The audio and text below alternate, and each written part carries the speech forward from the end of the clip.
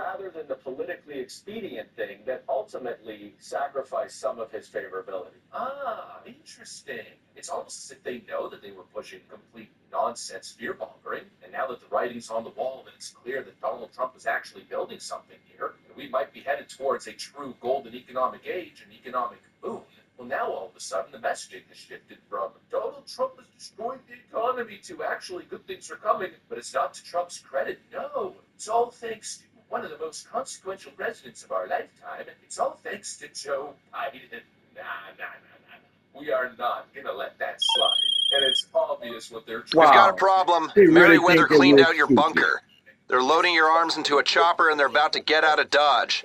You've one shot at stopping them, and that's getting back there right now. Joe Biden credit for Trump's economy moving forward. Yeah, Biden, the guy who tried to destroy American energy, pushing this agenda crap, which sure sells great politically, but in terms of economics, is an utter disaster. Joe Biden, the same guy who was warned repeatedly not to continue spending at the above $6 trillion, sometimes over $7 trillion mark, it would cause inflation. And yet, that's exactly what he did. Then gaslit us for the 2 years of the inflation crisis, as if it either wasn't happening, it was transitory, it was actually a good thing, you had no right to be angry because this was the greatest economy ever, you were just still frustrated from the pandemic and had an inability to be happy. Remember that one? Yeah, that guy apparently gets the credit for Donald Trump's economy. Why? Because he passed an infrastructure bill that mostly didn't even spend money on infrastructure, or his CHIPS Act that hasn't done much for chip manufacturing. The CHIPS Act that was a complete waste, that was filled with all kinds of woke DEI standards that companies had to adhere to before being able to spend the money. These people have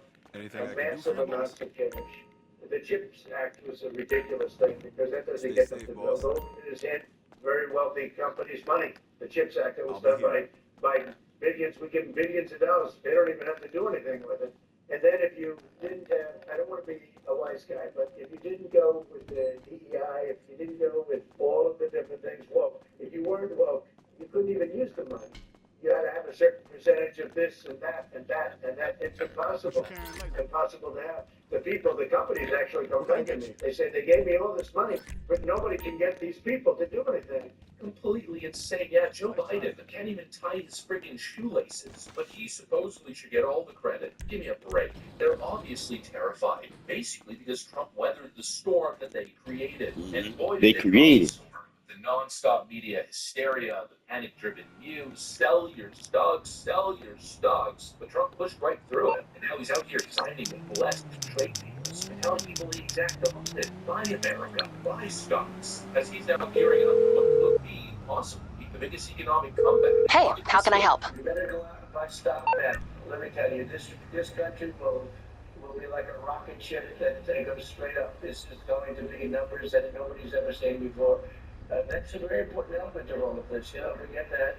I'm a busy woman, okay? Democrats are fighting it only because they want to fight. They have confederated and syndrome. You know, if somebody was able to fight, you get that normal person has upstairs sitting behind you, they'd be fine.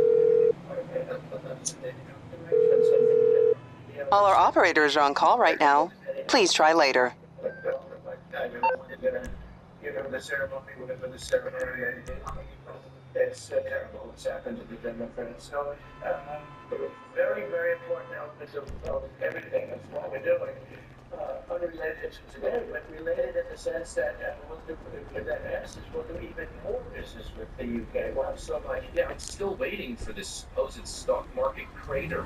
I don't know, looking at all the numbers, it seems like literally everything is becoming cheaper, especially energy prices and transport. Some of these charts that I'm posting here on the screen, yeah, Democrats are repositioning because they realize nobody bought what they were selling, or at least very few people bought what they were selling. Now realities start to hit them like a freaking freight truck. And it's really no surprise, at least it's no surprise to me. So we've been focused on the fundamentals. They want to talk tariffs. 6 months from now, nobody's going to even be talking about tariffs or even remember them. Just like the 20% Chinese tariff that Donald Trump applied during his first term. It was all the rage. Oh, tariffs bad, tariffs bad. Man, fuck all that bullshit. We was in the hole because of not doing terror. They were doing terrors on us. The tariffs weren't at the front of your mind, they weren't even at the back of your mind. They Because again, tariffs aren't the story. It's all about the fundamentals. And this is what the Trump administration knows. That's why they're not buying into fear-mongering, because it's all about commodities, energy production, minerals, liquid natural gas, and all of those industries. Commodity production is about to grow. It's all about the base commodities and our industries, our transportation, batteries, engines. And Donald Trump is setting it up so America's producing again. In fact, producing so much that not only is the cost of transportation and production going to go down thanks to cheaper oil and natural gas, but it seems like production is ramping up so much, especially on LNG, and setting up the country to be far and beyond the executive order of LNG going forward. That's what I mean by fundamentals. It's the stuff that powers the American machine, not me. I am about to completely transform my house with the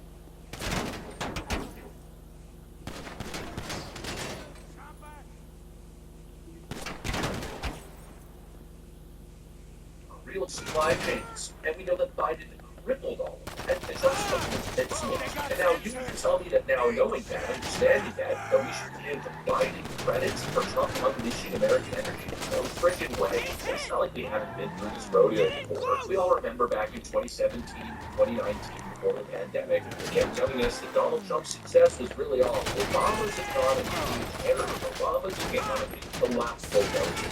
Even more pathetic, considering now we want to attribute future success. Donald Trump's Joe frickin' Biden, give me a frickin' break. The little fear-mongering play here clearly is facing full-on collapse. And that's because the whole thing was built on an illusion. It was built on a fabrication of phony push polls. I think they just Hansen did a piece on this earlier this week. Let's just go ahead and play that. We've touched on polls before, but I don't think I've seen anything quite as egregious and pollsters' bias as recently when they apparently or supposedly or purportedly surveyed the first 100 days of Donald Trump and the public reaction. Almost immediately, headlines blare. Worst first 100 days in history. Trump drops from 52 to 41, 42. Everybody was confounded because the economic news was pretty good. So what were the pollsters trying to tell us? Or were they trying to manipulate us? And I think it's the latter. Larry Kudlow, for example, the former Fox business, I think he still is at Fox, he pointed out that when he examined the New York Times and the Washington Post polls, they were deliberately not counting people who surveyed that they were Trump voters in 2024. That was half the country. Think of that. A third of the people that said they voted for Trump, they polled, not half. So of course the results were going to be disputed or suspect. But here's another thing. There were analyses after each of the 2016, the 2020, and the 2024 elections about the accuracy of polls post facto of the election. And we learned that they were way off in 2016. They said they had learned their lessons. They were way off in 2020. They said they had learned their lessons. And they were way off in 2020. They were lying. They were lying and they were cheating. That's people who do these surveys believe that if they create artificial leads for their Democratic candidates, it creates greater fundraising and momentum. It's down there 6. I don't know about that anymore. That's the type of thing that they want to create. These polls were specifically designed to demoralize, to manipulate the narrative. And you can tell by simply going to the RCP average. Don't read one headline that spreads the full poll count. There was a couple bad polls here, specifically in late April. They were all the worst offenders, NPR, New York Times, CBS, News Nation, Daily Mail, Reuters, Ipsos, Yahoo. Then following the mass hysteria, sure, we saw some decent reputable pollsters showing some not so favorable numbers, but the spreads are not nearly as bad as what you saw in the mainstream polls. There's a lot of people who are kind of just undecided and waiting to see where things are going. The spreads are not all that bad. A lot of them we're seeing ties. And now, as the hysteria has kind of moved on, Rasmussen reports, the best pollster in the game, or at least one of them, is showing Trump at a 51% approval with a positive spread of +3. I mean, come on, we've been through this before. We're supposed to take The Economist, YouGov, and Morning Compost as the polling gospel? The same pollsters who told us Hillary Clinton was going to win by a landslide, and the same thing with Kamala Harris. Never. Donald Trump's polling again. All right, I've confirmed with the store. As soon as you drop the parts off, they'll release the funds to your account. Easiest money you've ever made. Unless, you know, your movements are tracked by an opportunistic criminal gang full of people like you. Always a possibility. Anyway, good So luck. here comes the moving of the goalposts, the pivot, right on cue. Anyways, that's pretty much what I got for you guys. Hopefully you enjoyed the video. If you did, make sure to leave a like and possibly subscribe. Thanks for watching, and I'll see you on the next one.